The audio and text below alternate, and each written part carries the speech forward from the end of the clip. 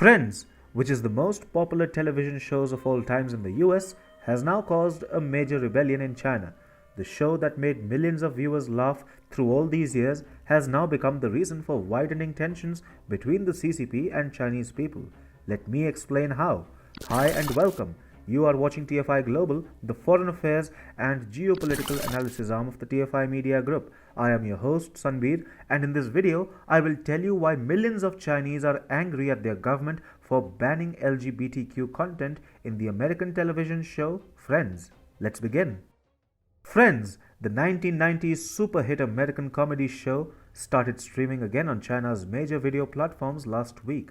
The show is madly popular in China. Friends was first aired legally in China in 2012. However, a generation of Chinese millennials was already well acquainted with the show. Subtitled pirated copies were widely available in China way before 2012. The show disappeared from the Chinese internet in 2013 after the streamers failed to renew the licensing deal with the American producers. Now, the show has made a grand comeback in 2022. The people were equally excited and thrilled about the show, but no one expected their excitement would soon turn into vehement anger against the Chinese government. People noticed that the new version of the American sitcom was heavily censored, including the removal of lesbian, gay, bisexual and trans-related content. In one example, a conversation where the main character, Ross, explained that his wife was a lesbian was removed.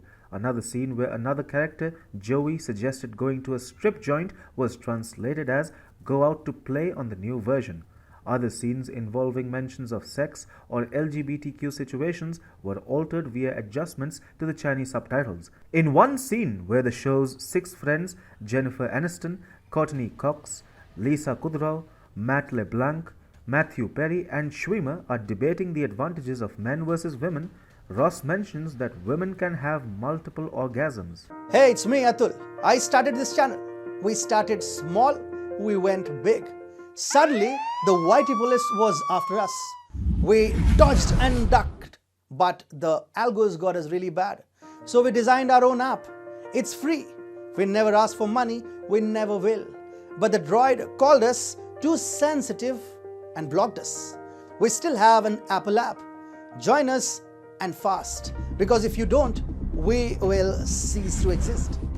Check out the link in the description. Interestingly, in the new Chinese version, the subtitles were changed to "women have endless gossip." In other snippets of dialogue, the word lesbian was replaced with the Chinese word for ex-wife. The altered version frustrated the Chinese audience immensely, forcing them to take to Chinese social media and vent their anger against the Communist Party without mincing their words. One user on China's Twitter-like Weibo stated, "I resolutely boycott the castrated version of Friends. This is defiling a classic," said another. A third user said, "If you can't show the complete version under the current atmosphere, then don't import it." The discussion soon became a hot search topic on Weibo, prompting Chinese censors to censor the hashtag #FriendsHasBeenCensored keyword.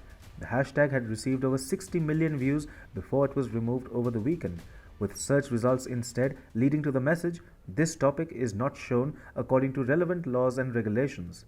Censorship in China on both small and large screens has undergone considerable tightening over the last decade under Xi Jinping's tenure. Chinese censors over the past few months have placed special emphasis on banning LGBTQ content, citing the rise of effeminacy among Chinese males. In 2018, Chinese state media Xinhua had published an editorial condemning the portrayal of softer masculinity in the Chinese media and entertainment sector.